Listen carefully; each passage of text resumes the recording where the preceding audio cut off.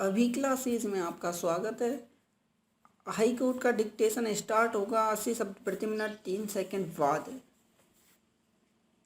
भारत द्वारा स्वतंत्रता प्राप्ति के पश्चात एक स्थानीय शासन के अंतर्गत आ चुके आगरा और अवध क्षेत्रों के एक ही प्रदेश में दो उच्च अपीलीय न्यायालयों के सन 1902 से ही विद्यमान होने की ऐतिहासिक विसंगति को बड़ी गंभीरता से महसूस किया गया।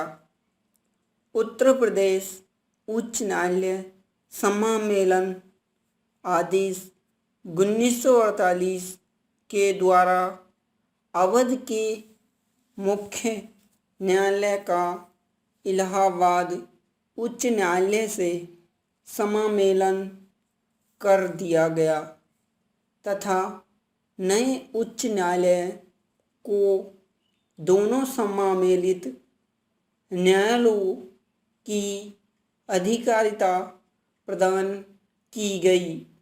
इलाहाबाद उच्च न्यायालय के तत्कालीन मुख्य न्यायाधीश सर वी मालिक को नए उच्च न्यायालय का मुख्य न्यायाधीश नियुक्त किया गया तथा अवध मुख्य न्यायालय के मुख्य न्यायाधीश और अन्य न्यायाधीशों को नए न्यायालय के अवसर न्यायाधीश नियुक्त किया गया। समामेलन आदेश के द्वारा अधिकार पत्र में वर्णित उच्च न्यायालय इलाहाबाद की अधिकारिता तथा अवध न्यायालय अधिनियम में वर्णित मुख्य न्यायालय लखनऊ की अधिकारिता को संरक्षित रखा गया। नए न्यायालय की मोहर को मुख्य न्यायाधीश द्वारा उपलब्ध कराया जाना तथा इस समामेलन के ठीक पहले इलाहाबाद उच्च न्यायालय के समादेशों और तत्संबंधी अन्य प्रक्रियाओं के संबंध में जो विधियां प्रभावी थी उन्हें आवश्यक परिवर्तनों के साथ नए न्यायालय द्वारा अपना लिया गया।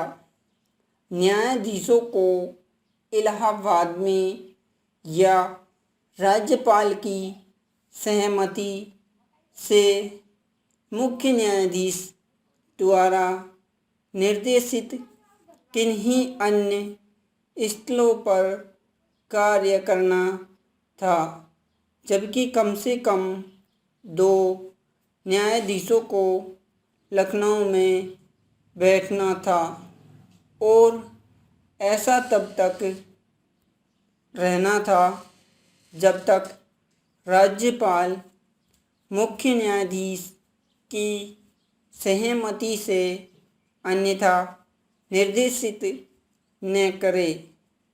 अवध क्षेत्र में उद्भूत होने वाले किसी मामले या किसी वर्ग के मामले को इलाहाबाद में सुनवाई हेतु निर्देशित करने की शक्ति मुख्य न्यायाधीश को प्रदान की गई थी, जबकि इलाहाबाद क्षेत्र के मामलों को लखनऊ पीठ को स्थानांतरित करने के लिए कोई तत्संबंधी उपबंध समामेलन आदेश में नहीं था।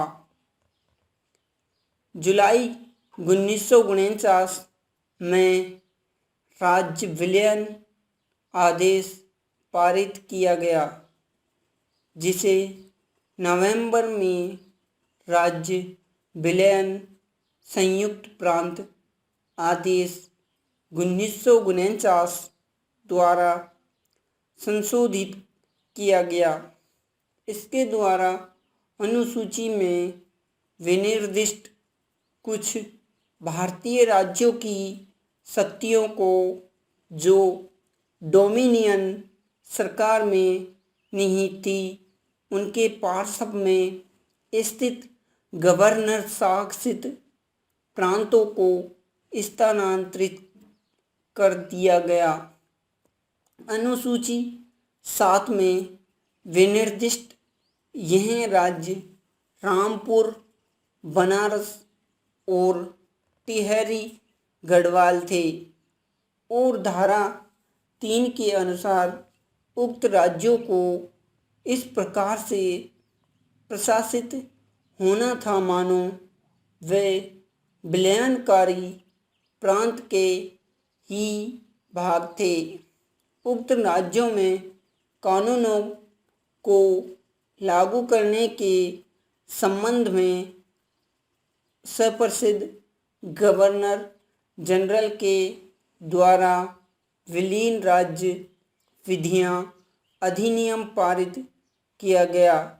इस अधिनियम के द्वारा इसकी अनुसूची में वर्णित अनेक अधिनियमों को विलीन राज्यों में लागू करने का प्रावधान किया गया।